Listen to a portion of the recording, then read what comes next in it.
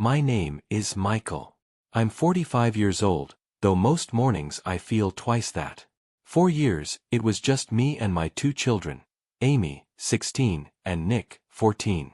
Our lives were small but stable. A rhythm of dinners around a scratched table, quiet mornings before school, small talks in the car about grades and plans and the weather. It wasn't joy, not exactly, but it was peace. And peace, I've learned, is rarer than love. Then came Sarah. She worked at the insurance office where I handled maintenance. She had a quiet intelligence about her, the kind that made people speak softer when she entered a room. Widowed, she said, with a son, Josh, 18. She told me early on that her boy had a bit of an independent streak. I laughed at that. I thought independence meant strength, ambition, drive. I didn't realize she meant defiance polished into charm. We married a year later, in a small church outside town. I remember the smell of lilac and cheap champagne, the way Sarah's hand trembled when she said, "I do." I believed I was stepping into something honest, 2 broken families stitching themselves together into one working piece. That belief kept me blind longer than it should have. When we moved into the new house, 3 bedrooms, wide yard, white siding that gleamed in the sunlight, I thought I could build balance there. A clean beginning. The first night, I called everyone to the table and laid down the rules. We live here as a team, I said. Everyone contributes. Everyone respects one another. Amy and Nick nodded right away. They'd been raised on structure. They understood that rules keep people safe. Josh leaned back in his chair, smirk curling on his lips, and said, "Yeah, boss." A joke. Light, harmless, except it wasn't. It was a challenge dressed as humor, and Sarah laughed too quickly, the way people laugh to avoid silence. I told myself not to make it a battle. You can't win a war your family doesn't know you're fighting.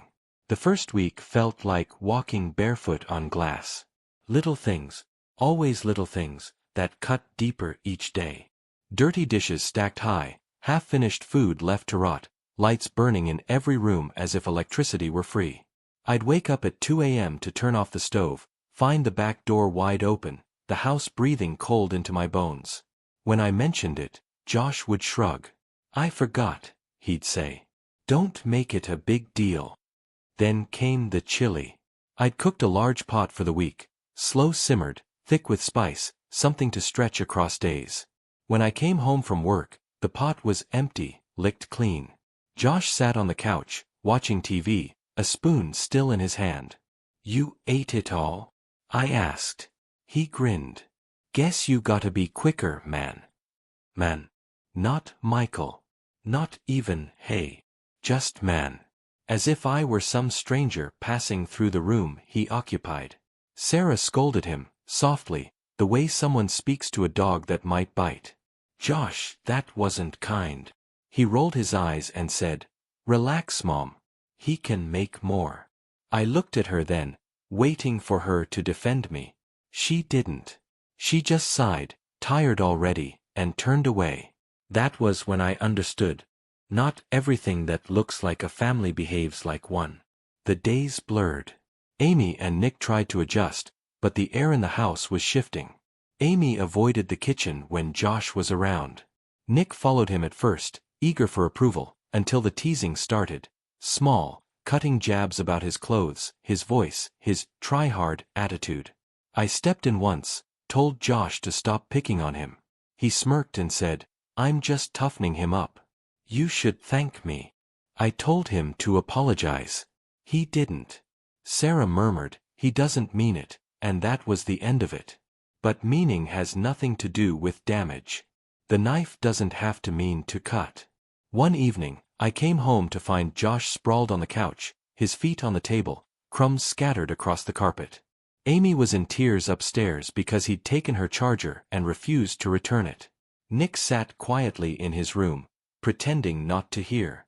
The house felt heavy, wrong. When I told Josh to pick up his mess, he laughed. "Chill, man.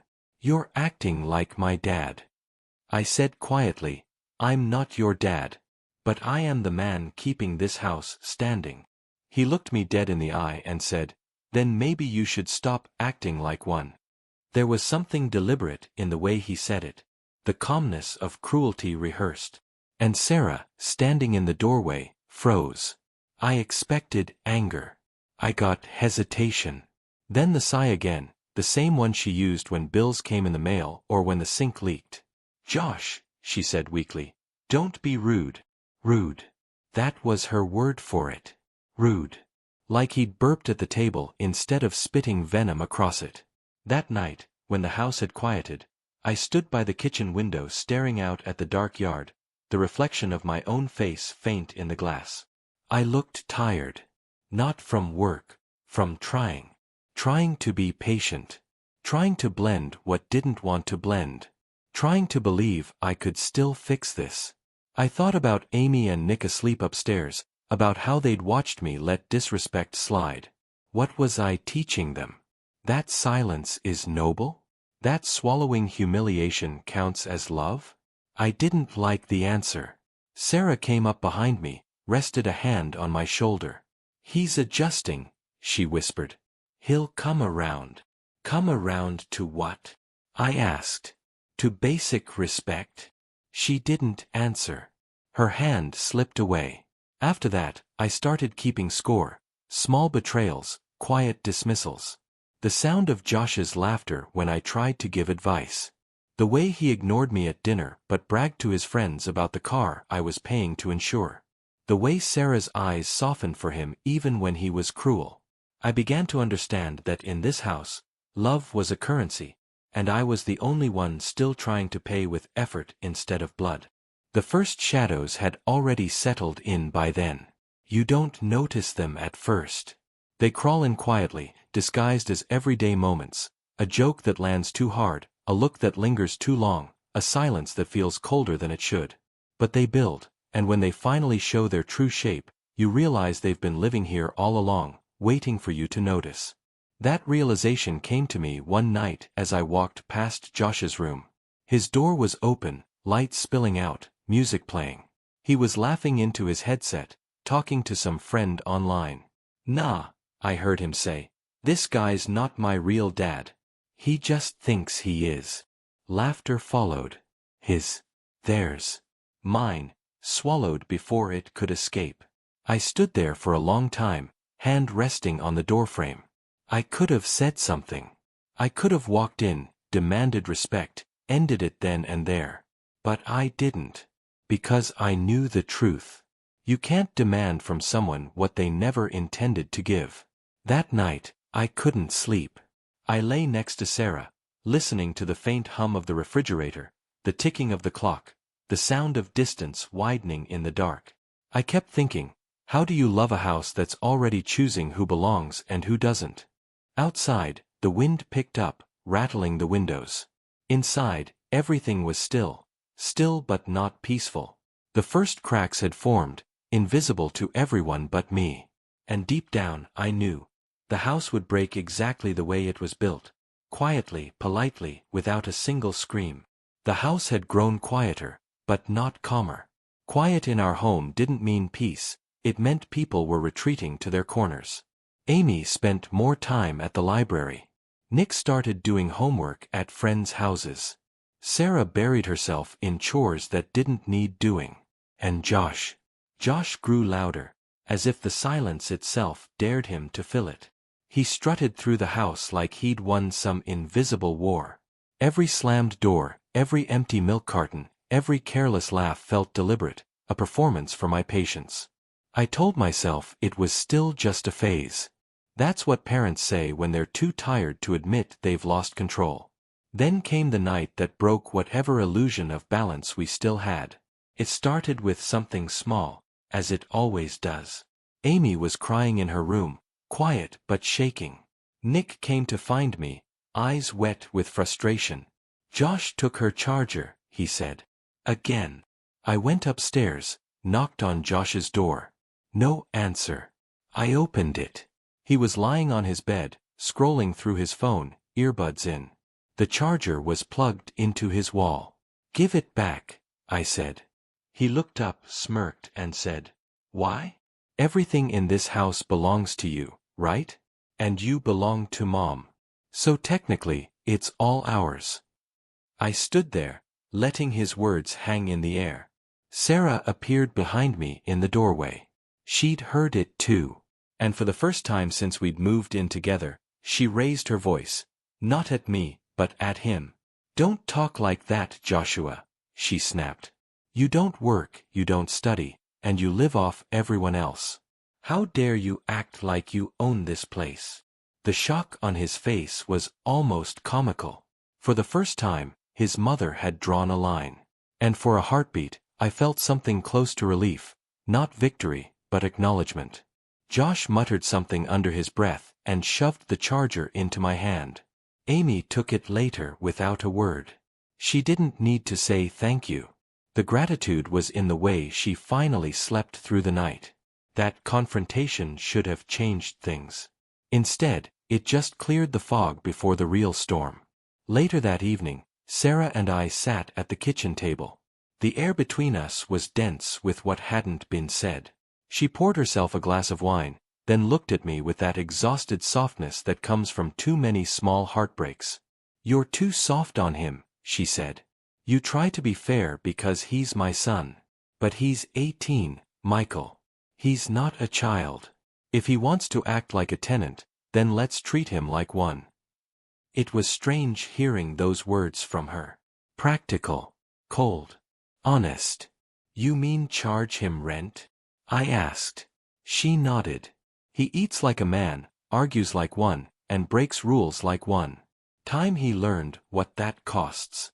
That's how the idea was born, a contract, formal and final. We sat together drafting it, $350 a month for room and board, shared chores, boundaries for common spaces, consequences for violations. I printed it out, put it in a folder, and signed my name at the bottom. It wasn't about money. It was about order, about proving that respect wasn't free. The next day, we called Josh to the table. He sauntered in, half awake, headphones draped around his neck. "What's this?" he asked, glancing at the folder. "A lease," I said. "You want to live here as an adult, you contribute like $350 a month. Basic chores. House rules." He laughed. Actually laughed, that cruel, low laugh of someone who thinks the world will always bend.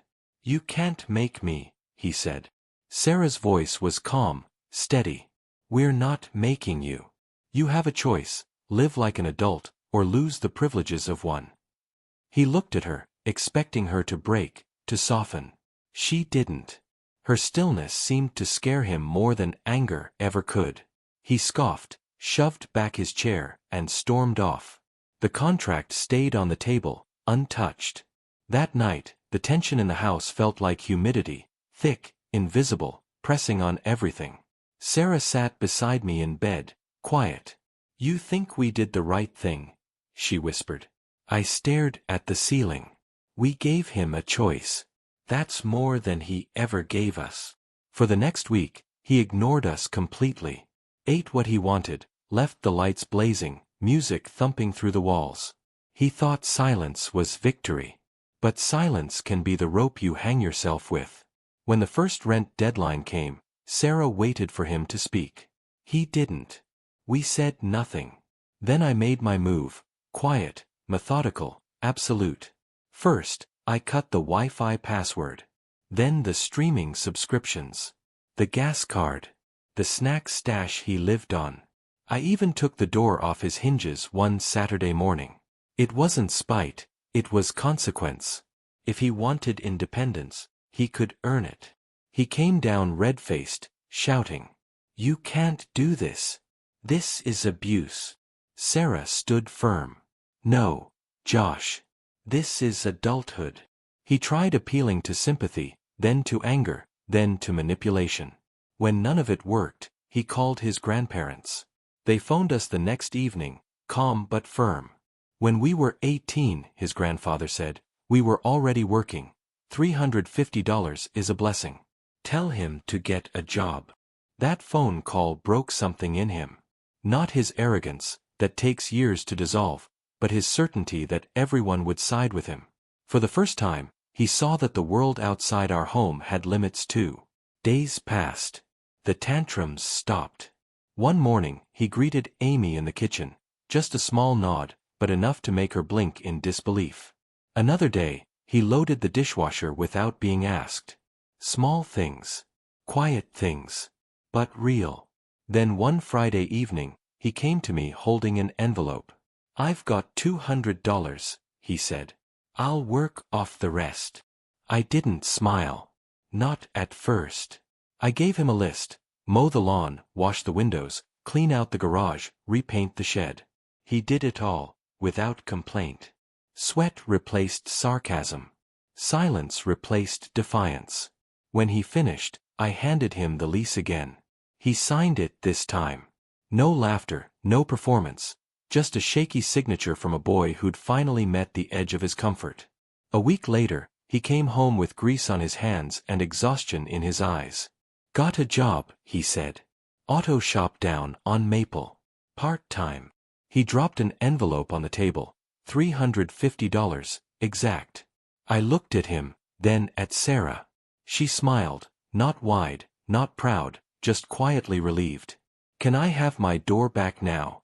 he asked. I nodded. "You earned it." That night, as I reattached the hinges, I realized something. The sound of the door swinging shut was the sound of a new boundary forming. One built not out of control, but consequence. He'd finally learned the weight of respect. And for the first time in months, the house felt balanced again. Fragile, temporary, but balanced. Not because peace had returned, but because everyone finally understood that it came with a price. The morning after the lease, the house learned a new language: cause and effect. I didn't raise my voice. I raised the cost. Wi-Fi off. Snacks gone. Gas card dead. Streaming services silenced. The console lifted from his room like a relic reclaimed by its maker. I unscrewed his door and carried it down the hall while he hovered behind me, sputtering about rights he had never earned. Sarah watched from the kitchen, jaw set. It hurt her to be firm. But there's a kind of love that refuses to keep lying. She found it that week. So did I. Josh called his grandparents first. The old man didn't flinch. "When I was 18, he said, "I was pouring concrete at dawn. 350 is mercy." The line went quiet after that. Josh learned that nostalgia is generous until you hand it a bill. 2 days of sulking turned into 3. The house felt lighter in strange ways. Amy studied at the table again. Nick drifted through rooms without being pulled into orbit around Josh's moods. I went to work, came home, and for the first time in months, dinner didn't feel like walking through an invisible performance. On the 4th night, there was motion. Josh appeared in the doorway with an envelope pinched between 2 fingers like it might burn him. $200, he said. "I'll work off the rest." No grin. No swagger. Just a boy whose world had finally pushed back. I nodded and handed him a list. Lawn, windows, the black mold creeping behind the washer, the garage I'd been avoiding because every corner of it held something I didn't want to admit I'd kept. He took the list without comment. The next morning, he started. Work changes a person's posture before it changes their mind. Sweat taught him what lectures never could. The lawn came back first, lines tight and even. Then the windows, clean enough to show us to ourselves. In the garage he found old baseball gloves, a cracked sled, a box of broken chargers. He stacked, swept, and asked nothing. When he finished, he stood at the threshold, breathing hard, waiting for judgment like a defendant who accepts the verdict before it's read. "You did it right," I said. He didn't smile, but something eased in his shoulders. He held out his hand for the list. I gave him a fresh one. By the weekend, the house had a new rhythm. Quiet. Purposeful. A silence I could respect. Josh still bristled when I entered a room, but he didn't perform anymore. He worked. He ate what he made. He picked up after himself and, once, after Nick. That night, I heard him say to my son, almost embarrassed, "My bad." 2 words, clumsy and late, but real. I didn't interrupt. I let them stand on their own legs. On Monday he came home with grease under his nails and a paper cap folded into his pocket. Maple Auto, he said, almost daring me to mock him. Part-time. He set an envelope on the table, 3 50s and 2 10s, edges soft from being counted too many times. Rent. Sarah closed her eyes like someone who had been holding her breath for months and finally remembered how to exhale. She touched his sleeve. I'm proud of you. He moved his arm, not away, just out of range, and nodded without meeting her eyes. Pride is heavier when you know you didn't deserve it yesterday. I reattached his door that night. The hinges creaked like an old line giving just a little. He stood beside me, awkward, unsure of what this ritual meant. Can I keep the console? He asked, voice careful. Not yet, I said. Doors first. Then, privileges. He accepted it. That was new. Consequences rearranged the house in other ways. Amy started leaving her notebook on the coffee table. Trust is a small object you only risk when you believe someone won't steal it. Nick drifted back to me with questions about algebra and oil changes. He followed me into the driveway and asked how to read a dipstick, how to hear the difference between a belt that squeals and a pulley that's dying. I showed him. He listened.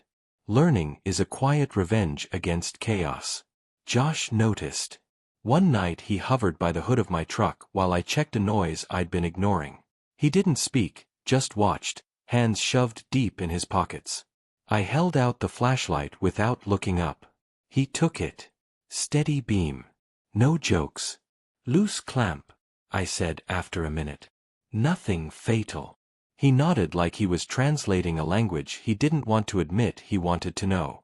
Still, there were slips. He came home late once, loud in the kitchen, slammed the fridge, left the milk sweating on the counter. I put the carton back and wrote the time down on the lease. He stared at the mark when he saw it, jaw tight. Really? He said. You keeping score like that? I met his eyes. I'm keeping balance. He didn't answer. But the next night he came home on time and set the milk back himself. Grandparents called again. This time to say nothing profound, just to ask what size gloves he needed for work, if he had boots, if the shop was decent. Weariness had sanded their advice down to practicality. I recognized that shift. That's how love survives after it loses the argument with hope. The turning point was not dramatic. It rarely is. The dramatic things make good stories. The small things change people. It came on a Thursday, late. I was in the kitchen doing the budget, the old ritual I clung to because numbers don't lie even when people do. Josh came in holding a plastic time card with his name scratched into it like he didn't trust the ink. He set an envelope on the table and didn't move his hand. First full week, he said. If I give you this now, can I keep 20 for gas? I slid the envelope back to him. Count it. Then you keep what's yours. He frowned, confused. I wrote the numbers while he counted under his breath, lips moving like a child's. We set out piles, rent, groceries, savings, gas, small hills of paper that looked like more than they were because they'd been earned. He watched the piles separate with a kind of dread. It goes fast, he said. It always did, I answered. You just never watched it leave. He leaned on the counter, eyes on the smallest pile. How do you make it stretch? You tell each dollar where to go before it wanders off. I tapped the paper. First, the roof. Then the heat. Then the food. The rest is noise. He was quiet for a long time. When he finally spoke, the words came out low, honest, almost tender in their clumsiness. I didn't get it, he said. Any of it. He swallowed. I thought you were just controlling things. I was, I said. So the lights stayed on. He nodded, shame and understanding braided together. He picked up the smallest pile and tucked it into his wallet like a promise he didn't trust himself to keep. I'll be on time next week, he added. Not a performance. A plan. Later that night, I heard him knock on Amy's door. A soft sound. Careful. About your charger, he said. I was a jerk. She didn't respond right away. I waited for the old laugh, the deflection. It didn't come. Okay, she said finally. Don't do it again. He said. I won't. The house listened, skeptical but willing. The auto shop called me a week later. The owner's voice was rough with exhaust and long days. Kid shows up early, he said. Doesn't talk much. Listens. Thought you should know. I thanked him and hung up. I didn't tell Josh. Praise, like rain, does more when it falls without announcement. Sarah began returning to herself in small pieces. She cooked without apologizing for the taste. She laughed once, surprised by the sound. At night we lay in bed and didn't talk about what we'd survived. Survival doesn't need a narrator. It needs sleep. I won't pretend anything magical happened. Respect didn't explode into the room like fireworks. It arrived like winter light through a dirty window. Thin, real, enough to see by if you stood still and let your eyes adjust. One evening, as I took the trash to the curb, Josh followed with another bag. No words. Just weight shared. Halfway down the driveway he said, almost to the air, I'm not good at this. I didn't ask what this was. Being a son? Being a man? Being someone who tells the truth when it would be easier to hide? All of it, probably. You'll get better, I said. If you keep paying attention. He nodded. At the curb we stood looking at the dark street, two men with nothing eloquent left to say. That silence didn't hurt. It held. Later, at the table, he set a fresh envelope down, his first full paycheck after deductions, after rent, after the sharp teeth of reality had taken their bite, and asked, without irony, Can you help me make a plan? That was the turn. Not the money. The question. The admission that he didn't know, and the choice to ask the man he'd spent months calling an intruder. I didn't smile. I didn't gloat. I spread the paper between us and began again, line by line, dollar by dollar, the way men build bridges they once swore they would never cross. 6 months. That's how long it took for the house to sound like a home again, though not the same kind. It wasn't laughter that filled it now, but the gentler noises of people who had started to respect the silence. The dishwasher running at night. The door clicking shut instead of slamming. Josh's alarm clock at dawn, steady as faith.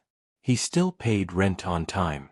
Always in cash, always in that same worn envelope with his name scratched on the front. The first time he handed it over, his hands trembled. Now, they were sure. Work had turned him leaner, quieter. He came home with grease on his wrists, exhaustion around his eyes.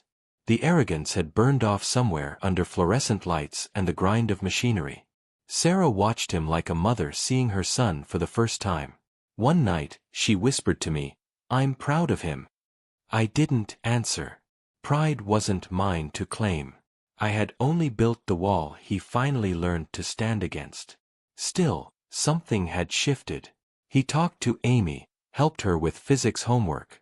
He sat beside Nick at the table, explaining the difference between effort and excuse.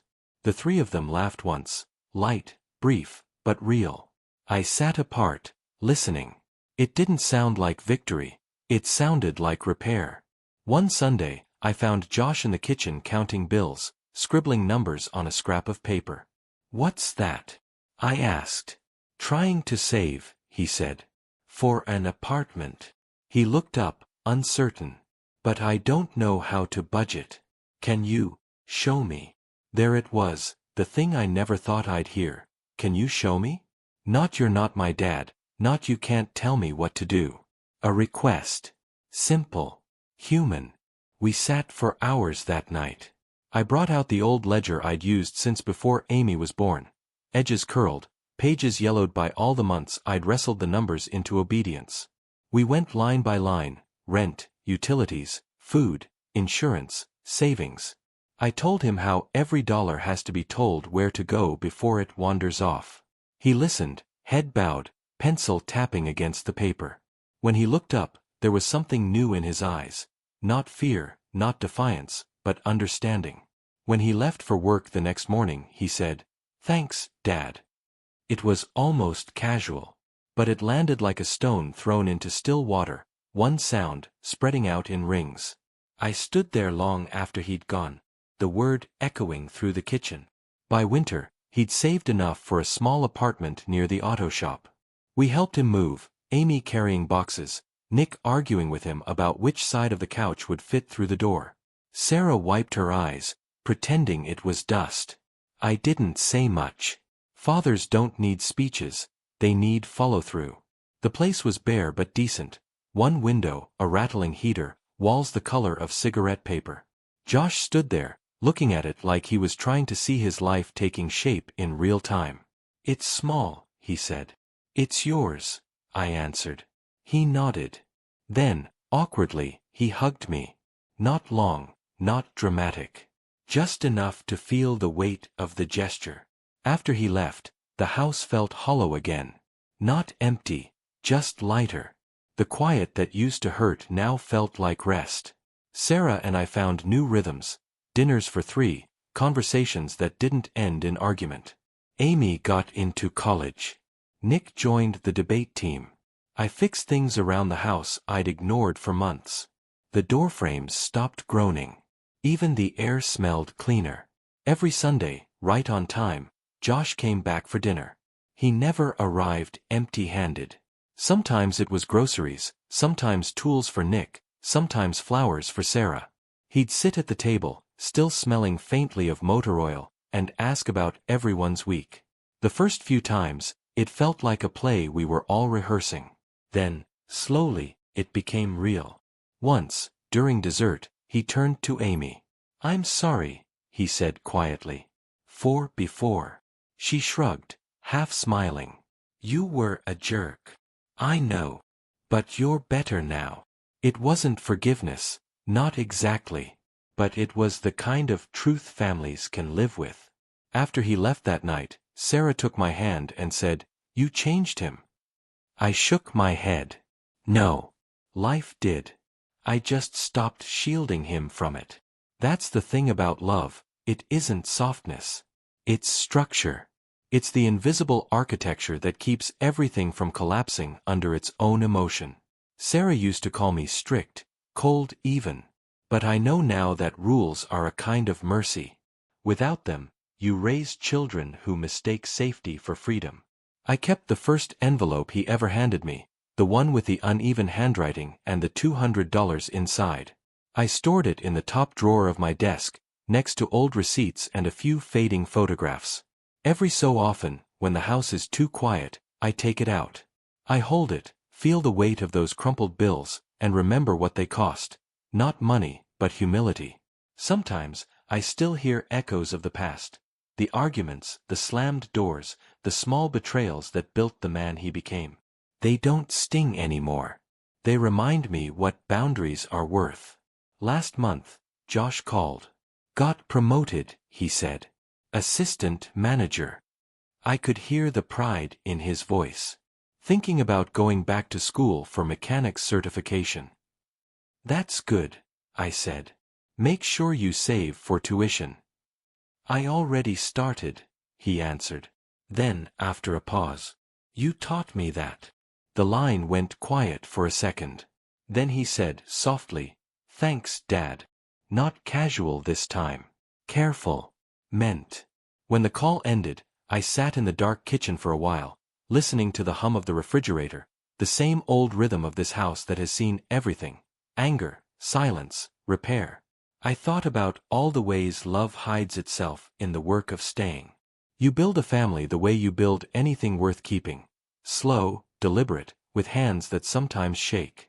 You lose pieces along the way. Patience, pride, sometimes even hope. But if you keep showing up, the shape that's left might still be enough to live in. I know now that saving someone isn't about rescuing them from pain. It's about letting the pain finish its job. You don't grow through comfort. You grow through consequence.